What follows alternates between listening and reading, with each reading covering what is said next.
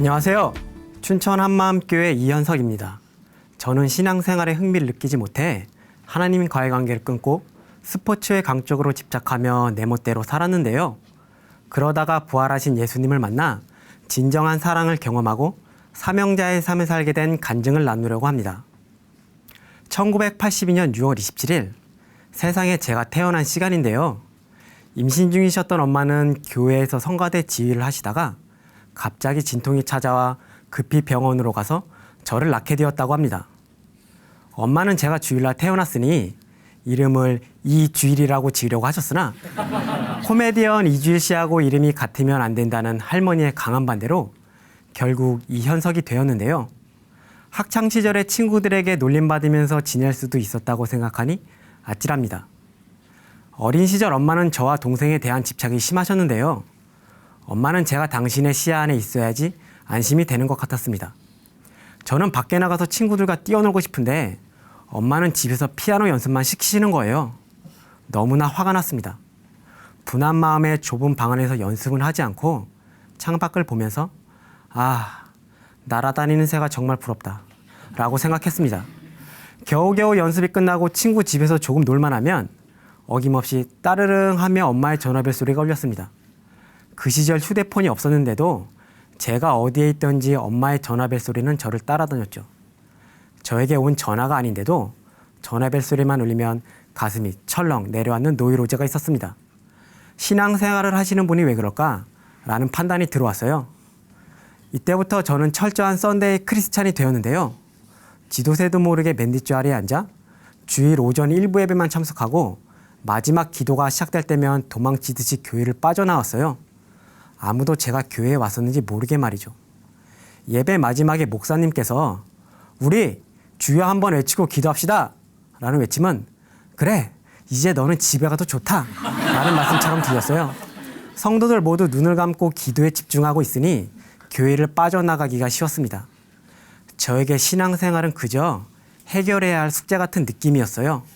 하나님을 찾고자 하는 간절한 마음은 없었지만 그렇다고 교회를 떠나지도 못했어요. 왜냐하면 지옥에 대한 막연한 두려움이 있었기 때문입니다. 저는 엄마의 집착으로 많은 양의 과외수업을 받았지만 공부에는 관심도 없었어요. 매일 아침 늦게 일어나서 지각을 하고 선생님께 혼인하고 체벌을 받아도 고쳐지지가 않았습니다. 자연스럽게 저는 평소에 관심이 많았던 스포츠에 강적으로 집착하게 되었어요. 남자들 대부분 축구를 좋아하지만 저에게 축구는 목숨과도 바꿀 만한 것이었죠. 제가 축구의 매력에 푹 빠지게 된 계기가 있었는데요. 초등학교 5학년 때 카타르 도하의 기적이라고 불려지는 94 미국 월드컵 지역 예선 때문이었어요. 우리나라는 북한과 일본은 이라크와 마지막 경기가 남은 시점에서 일본이 이라크에 승리할 경우 우리나라 경기 결과와 관계없이 일본이 월드컵에 진출하는 상황이었는데요. 저는 가족들과 함께 우리나라 경기를 시청하면서 TV 화면 하단에 실시간으로 나오는 일본과 이라크의 경기 결과에 촉각을 곤두세우고 있었습니다. 후반 45분, 우리나라는 북한에게 3대0으로 승리를 앞두고 있었지만 일본은 이라크에 2대1로 리드하고 있는 상황이었죠. 이대로 경기가 끝나면 안 되는데 조바심에 미칠 것 같더라고요. 저는 이때 제 방으로 들어가 제 생애 처음으로 하나님께 무릎 꿇고 간절히 기도를 드렸어요. 하나님, 우리나라가 월드컵에 진출할 수 있도록 해주시면 제가 가지고 있는 돼지저금통 하나님께 드릴게요. 도와주세요. 라고 기도를 마치고 방에서 나오는 순간 기적이 일어난 거예요. 경기 종료 10초 전에 이라크의 동점골이 터진 거예요. 저는 소리를 지르며 껑충껑충 뛰면서 가족들과 함께 승리의 기쁨을 만끽했습니다. 저는 약속대로 제 방에 오랫동안 배부르게 누워있던 돼지의 배를 갈라 하나님께 드렸어요. 저는 지금도 어린 저의 기도를 하나님께서 들어주셨다고 굳게 믿고 있습니다. 이후 저는 학교 공부는 하지 않고 축구 공부를 했습니다. 저는 유럽 클럽팀과 선수들의 장단점, 이적료, 연봉 등에 관한 정보를 가지고 있었어요. 한 번은 수업 중에 선생님께서 이현석, 앞으로 나와 그러시더니 제 손에 분필을 주시며 너 어젯밤에 밤새도록 축구 봤지? 어제 있었던 경기 결과와 내용을 칠판에 자세히 기록해봐 하셔서 전날 밤 늦은 시간까지 시청하였던 내용을 칠판에 적어가며 친구들에게 전달했습니다. 저는 붉은 악마 회원이기도 했었는데요. 웬만한 경기는 모두 경기장에 직접 가서 관람을 했어요. 그 당시 춘천에서 2시간 이상 걸려서 가야 하는 잠실 종합운동장에 가기 위해 학교를 몰래 빠지고 응원을 가기도 했습니다. 저와 친구들은 수업에 빠진 것을 들키지 않기 위해 책상과 걸상을 학교 옥상에 올려놓은 후 학교담을 넘었어요. 선생님께서는 저희가 어떠한 방법으로도 말리기 어렵다는 것을 깨달으시고 이후에 축구 게임이 있는 날에는 몰래 도망가지 말고 미리 얘기하라고 사정하다시피 하셨어요. 혹시 축구공 머리라고 아시나요? 저는 TV에 나오고 싶은 마음에 미용실 누나에게 제 머리를 축구공 머리로 만들어 달라고 했어요. 그런데 누나는 저의 짧은 머리를 보고 당황해하며 축구공 머리를 하려면 긴 머리에 파마를 해서 흑인 가수들처럼 크고 동그랗게 부풀려야 한다는 거예요.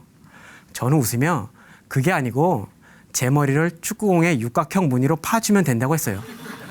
누나는 너무도 재미있어 하면서 이발기로 제 머리를 축구공의 육각형 무늬로 파기 시작하였고 시간이 지날수록 진지한 자세로 살아있는 축구공을 만드는 조각가가 되어 있었습니다. 경기 시간 내내 무당처럼 방방 뛰면서 응원하면 마치 애국자가 된 기분이었습니다. 다음날 아침 엄마는 저를 깨우려고 이불을 걷으시다가 아 하고 비명을 지르셨어요. 제 머리를 뱀이 감고 있는 줄 착각하셨던 거예요. 저는 학교를 가기 위해 다시 미용실로 찾아가 삭발을 할 수밖에 없었습니다. 이렇게 고등학교 생활을 하던 저는 공부를 하지 않았으니 진학할 수 있는 대학교가 거의 없었습니다. 가까스로 춘천 소재의 전문 대학을 진학하게 되었지만 대학생활 또한 별로 달라질 것이 없었죠. 축구 경기가 쉬는 겨울철에는 스키를 타러 산으로 갔어요. 12월부터 3월까지 겨울 방학 기간 내내 매일 아침 일찍 일어나 늦은 밤까지 스키장을 누비고 다녔습니다. 아무도 없는 슬로프에 혼자 남아 밤새도록 스키를 타는 저는 누가 봐도 스키 선수였어요. 친구들이 빌려준 직원 카드로 직원 식당에서 식사를 해결하고 거의 전지훈련을 하다시피 생활했으니까요. 다음날 중요한 편입시험이 있음에도 불구하고 스키장에 갈 정도였습니다.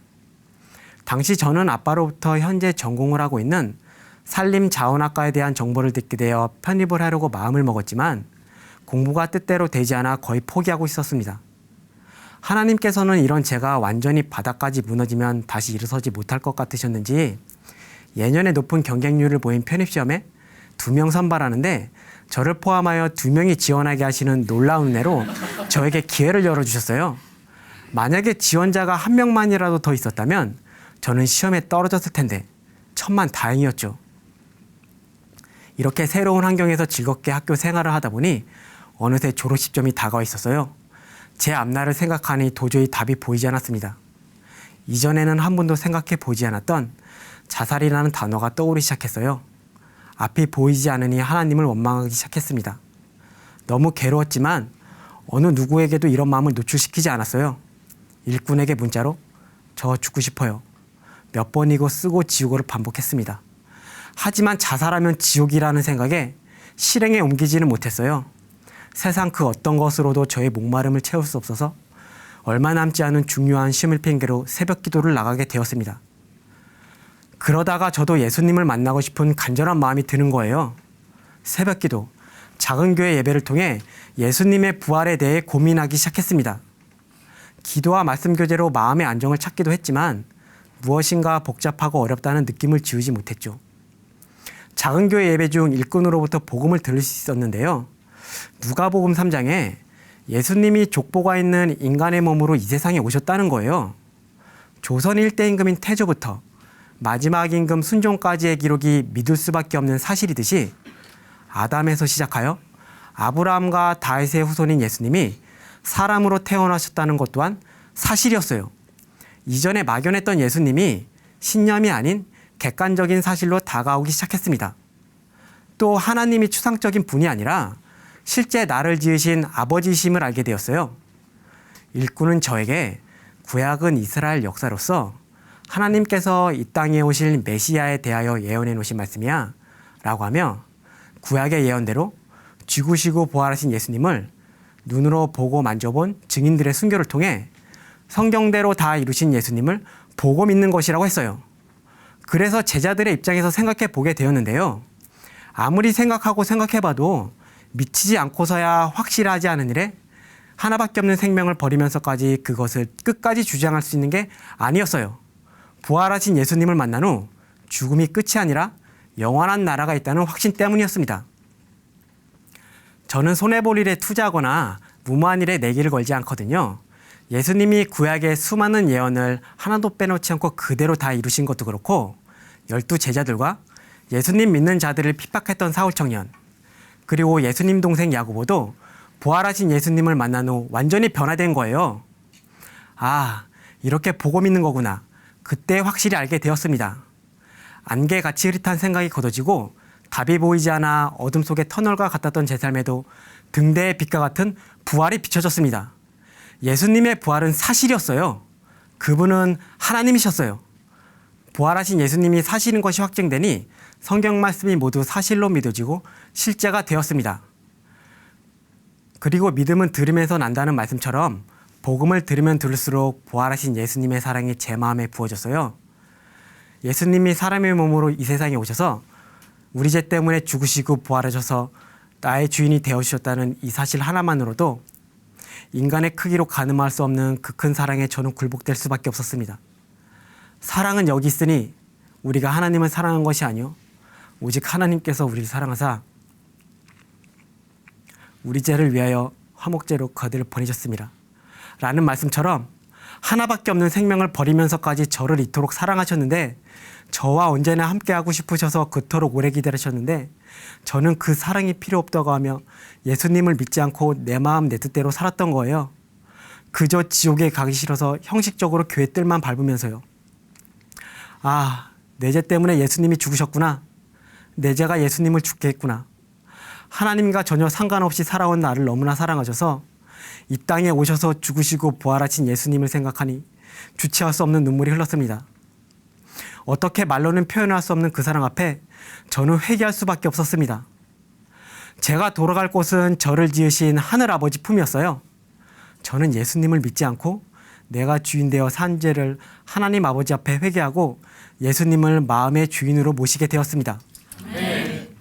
저는 우리 교회 목사님의 말씀 중에 이전까지의 제가 살아온 삶이라고 생각되어서 마음속에 간직하는 것이 있는데요. 그것은 세상과 하나님 사이에 양다리 걸쳐 있으면서 힘없이 살지 말라는 말씀입니다. 전능자가 오셔서 죽음을 해결하시고 다 주셨는데 세상에 미련둘 것이 무엇이고 두려울 것이 무엇이냐는 것이지요. 잠시 있다가 없어질 세상 즐거움보다 예수님 안에 영원한 것을 누리며 주님과 동행하는 삶이 그 무엇보다도 값진 삶이라는 것을 알게 되었습니다. 비록 저는 부족한 것이 많지만 제 삶을 통하여 하나님의 영광을 나타내기를 원합니다. 제가 나무를 전공해서 그런지 요한복음 15장의 포도나무와 가지에 대한 말씀이 실제로 다가왔는데요. 예수님 안에 있으면 제가 살고 예수님을 떠나서는 제 삶이 무너질 수밖에 없다는 것을 알게 되면서 오직 예수님 안에 거해야 하겠다는 마음이 들었습니다. 주일 예배 중에 교회 청년들의 전철 노방 전도 영상을 보게 되었는데요. 청년들이 기쁨으로 부활의 복음을 증거하는 모습을 즐겁게 보고 있는데 찬양이 흘러나오고 가슴이 뭉클해지면서 눈물이 흐르는 거예요.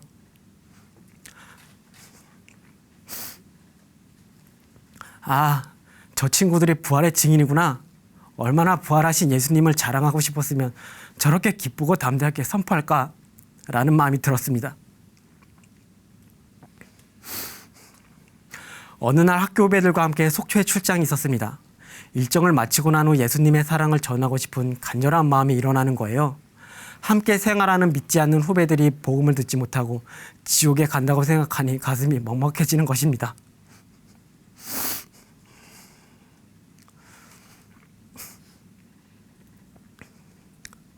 저녁 식사 시간에 너희 말이야, 공부하는 것도 그렇고 미래에 대한 걱정이 태산이잖아. 그렇지? 이렇게 시작하니 후배들은 고개를 끄덕이는 것입니다. 그 끄덕임에 대한 답으로 그럼 예수님을 믿어보는 것이 어때? 여러 가지 종교가 있지만 예수님을 믿는 것은 확실한 증거가 있어 라고 했는데요. 내가 교회에 다니는 거 알고 있지? 나는 부활하신 예수님을 믿기 때문에 교회에 다니는 것이거든.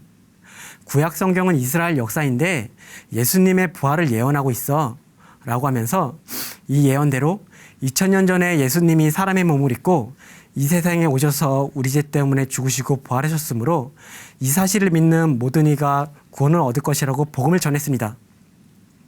이후 저는 제 주위에 있는 사람들을 사랑으로 섬기며 기회가 있을 때마다 예수님을 전하고 있습니다. 저는 현재 부활하신 예수님을 만나 기쁜 소식을 전하는 사명자의 삶을 살기 위해 말씀과 기도로 연단하며 주님께서 허락하신 제 위치에서 기쁨으로 살고 있습니다. 관심 있는 것에만 올인하던 저는 부활의 표대만 바라보며 힘차게 전진하고 있는데요.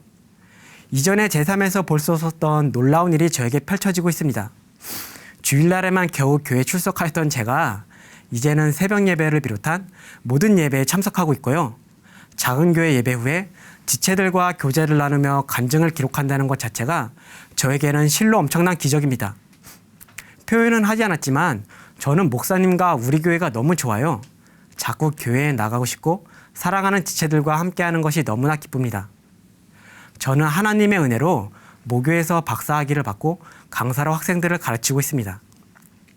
너희가 나를 택한 것이 아니오 내가 너희를 택하여 세웠나니 라는 말씀처럼 하나님을 떠나 방황하던 저를 불러주시고 공부에는 관심이 없던 저에게 주님의 사랑을 전하기 위한 도구로 살림학이라는 학문을 허락하셨습니다. 제가 공부하는 것은 살림학 중에 인목 6종이라는 분야인데요. 쉽게 설명하면 나무의 특성을 파악하고 선발하여 유용하게 쓰이도록 개량하는 학문이에요.